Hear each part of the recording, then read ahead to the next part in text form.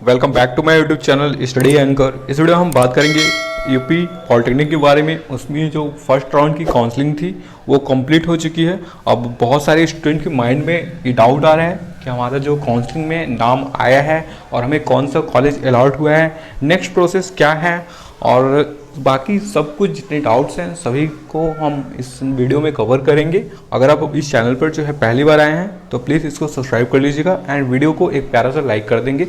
और चलिए स्टार्ट करते हैं बिना किसी देरी के। तो सबसे पहले आप इस वेबसाइट पर आएंगे और इसका लिंक आपको इसी वीडियो के डिस्क्रिप्शन बॉक्स में आपको देखने को मिल जाएगा। आप ऐसे स्क्रॉल करेंगे, यहाँ पर आपको देखिए दो ऑप्शंस मिल रहा है, सर्वर 1 और सर्वर 2 के नाम से, जिसमें राउंड 1 सीट अलॉटमेंट रिजल्ट के नाम से ये लिंक है। आप इस पर क्लिक करेंगे, आप चाहे सर्वर 1 पर चाहे सर्वर 2 पर क्लिक कर सकते हैं, जो भी आपका सर्वर वर्क कर रहा है। ओके, तो इस पर क्लिक करते ही अब ये थोड़ा सा सर्वर लोड होगा और हम वेट करेंगे। अब यहाँ पर आइए, अब यहाँ पर आपको अपने एप्लीकेशन से और पासवर्ड को डाल के लॉगिन करना है। पासवर्ड आपको नहीं पता है तो आप यहाँ से अपने पासवर्ड को देख सकते हैं और यहाँ से फॉरवर्ड को रीसेट कर सकते हैं। बाकी पासवर्ड के लिए यहाँ पर हम आई बटन में एक वीडियो दे देंगे, आप कैसे पासवर्ड को रीसेट करना है वो जाके देख लीजिएगा। और अगर आपको पासवर्ड है तो आप यहाँ पर लॉगिन करेंगे। सबसे पहले यहाँ पर हम फर्स्ट वाले बॉक्स में यहाँ पर अपना एप्लीकेशन नंबर डालेंगे। तो एप्लीकेशन डालने के बाद अब हमें सेकेंड अपना यहाँ पर पासवर्ड डालना है। यहाँ पर जो आपको पासवर्ड है वो डाल देंगे। फिर यहाँ पर एक सिक्योरिटी पिन डालना होता है। ये जो सिक्योरिटी पिन यहाँ पर दिया गया है, इसी सिक्योरिटी पिन को यहाँ पर हमें सबमिट करना है। चलिए इसको सबमिट करते हैं। फिर लास्ट यहाँ पर साइन इन पर क्लिक करेंगे, जो यहाँ पर बटन दिया है। तो जैसे ही आप यहाँ पर लॉगिन करेंगे, अब आपको यहाँ पर दो ऑप्शंस मिल जाएगा। आपको अब OTP यहाँ पर पूछा जा रहा है कि आप OTP पर किस पर देखना चाहते हैं। यहाँ पर दो ऑप्शन है, आपके रजिस्टर्ड ईमेल आईडी पर, आपके रजिस्टर्ड नंबर पर। तो सपोज आप रजिस्टर्ड नंबर पर देखना चाहते हैं तो यहाँ पर आप इस पर क्लिक कर देंगे। तो अब क्लिक करते ही यहाँ पर सेंड OTP पर क्लिक करेंगे, ये जो बॉक्स बना है। तो यहाँ पर जो भी आपकी OTP रहेगी उसको यहाँ पर सबमिट करने के बाद यहाँ पर हमें फिर लॉगिन पर क्लिक करना है। लॉगिन पर क्लिक कर देते हैं। तो अब आप यहाँ पर लॉगिन कर चुके हैं अपनी प्रोफाइल पर। यहाँ पर आपको पहले 4 डिटेल्स मिलती थी, जिसमें आपको मैन काउंसलिंग रजिस्ट्रेशन के नाम से था और चॉइस फिलिंग के नाम से था। और यहाँ पर स्क्रॉल करेंगे तो यहाँ पर आपको अब एक बढ़ गया है बॉक्स सीट अलॉटमेंट रिजल्ट के नाम से। यहाँ इसमें आप देख सकते हैं कि आपको सीट अलॉट हुआ है या फिर नहीं हुआ है। तो चलिए अभी इस टाइम इम्पॉर्टेंट हमारे इस है कि हम यहाँ पर अपना सीट देखेंगे कि हमें कौन सी सीट या फिर कौन सा कॉलेज हमें अलॉट किया गया है। तो सिंपली इस पर क्लिक करेंगे। यहाँ पर क्लिक करते ही अब पेज ओपन होगा। अब आपके सामने यहाँ पर कुछ डिटेल्स शो हो जाएंगी, जैसे कि आपका नाम यहाँ पर शो होगा, आपकी एप्लीकेशन नंबर और यहाँ पर राउंड शो होगा कि कौन सी राउंड में आपको सीट अलॉट किया गया है। ये ध्यान रखिएगा, अगर आपको सीट जो है अलॉट हुआ होगा तभी ये डिटेल्स शो होगी। आइंदा यहाँ पर शो होगा कि आपको सीट अलॉट नहीं किया गया है। ओके, और फिर यहाँ पर अब आप देखेंगे यहाँ पर न्यू नाम से कुछ टैब बन जाएगा, जिसमें दिखा रहेगा कि सीट अलॉटमेंट रिजल्ट सबमिट। फिर यहाँ पर आपको फीस यहाँ पर पे करने का ऑप्शंस बना रहेगा।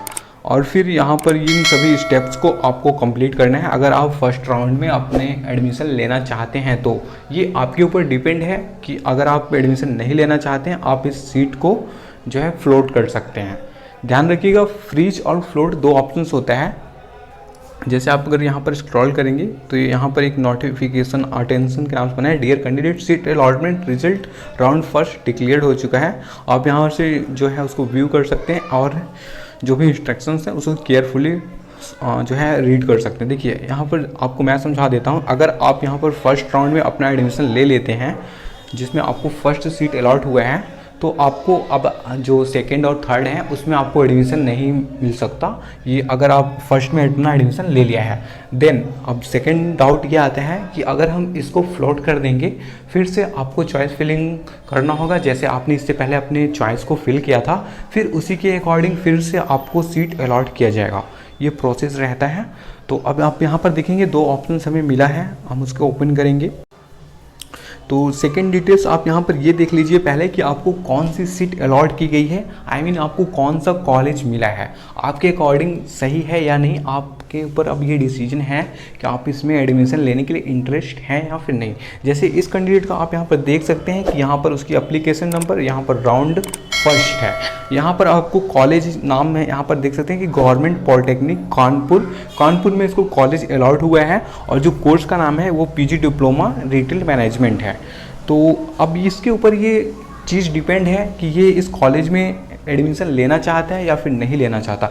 अगर इसने इस कॉलेज को स्किप कर दिया, आई मीन इसमें एडमिशन नहीं लिया, तो फिर दोबारा इसको अब सेकेंड में ऑप्शंस मिलेगा कि अब आप सेकेंड कॉलेज, मतलब जब चॉइस फिलिंग की डेट आएगी, सेकेंड राउंड की मैं बात कर रहा हूँ, तब फिर से आप उसमें अपने अकॉर्डिंग जो कॉलेज हैं फिर से उसको चॉइस फिल करेंगे, फिर से यही सेम प्रोसेस चलता है।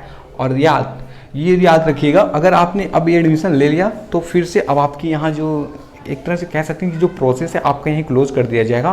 इसके बाद यहाँ पर कोई रोल नहीं रहेगा, आपको फाइनल एडमिशन लेना पड़ेगा फर्स्ट राउंड में, अगर आपने इसको कंसीडर कर लिया है तो। अब देखिए यहाँ पर जिस भी कैंडिडेट्स को कॉलेज अलॉट हुआ है, अब उसके पास यहाँ पर दो ऑप्शंस हैं। सबमिट विलिंगनेस पर जाएंगे तो यहाँ पर देखिए दो मिला है, एक फ्रीजिंग और एक फ्लोटिंग। दोनों का मतलब यहाँ से ध्यान से आपको समझना जरूरी है। कई बार स्टूडेंट्स कंफ्यूज हो जाते हैं और उनको फिर बाद में पछतावा होता है अपने डिसीजन पर। यहाँ देखिए लिखा गया है कि no अपग्रेशंस implies the candidate's willingness to accept and remain with the program and institute allotted to her या him। फ्रीजिंग का मतलब है कि यहाँ पर आपको अपग्रेशन नहीं मिलेगा। यहाँ पर देखिए साफ साफ लिखा गया है कि नो अपग्रेशंस, मतलब अब आपको यहाँ पर स्टॉप कर दिया जाएगा। जो भी कॉलेजेस आपको अलॉट है वो आपको सबमिट कर दिया जाएगा। ये फ्रीजिंग का मतलब है, लिख के रख लीजिएगा, कंफ्यूज मत होइएगा। अगर आपको कॉलेज ये लेना है तो आप यहाँ पर फ्रीजिंग करेंगे, यहाँ पर आपको अपग्रेड नहीं कर दिया जाएगा, मतलब आपको रोक दिया जाएगा इस स्टेप पर। अब सेकेंड यहाँ पर आप देखेंगे कि इसमें लिखा है फ्लोटिंग, मतलब आगे आपको फ्लोट किया जाएगा, आगे आपको भेजा जाएगा, अपग्रेडेशन होगा इसमें। आप सेकेंड राउंड में आप एनरोल होना चाहते हैं तो यहाँ से आपको एनरोल किया जाएगा। फ्यूचर में जो भी राउंड बचे रहेंगे उस राउंड में आपको कंसीडर किया जाएगा। तो ये जो है मतलब है आपको समझना बहुत ज़रूरी था। अगर आप जैसे फ्लोटिंग या फ्रीजिंग करना चाहते हैं तो ये आपके ऊपर टोटल डिसीजन ये आपका है। जैसे ये इस कैंडिडेट को अगर फ्रीजिंग करना है तो फ्रीजिंग पर क्लिक कर देगा। जैसे यहाँ पर हम फ्रीजिंग पर क्लिक कर देंगे, क्लिक करने के बाद अब थोड़ा सा सर्वर लोड होगा।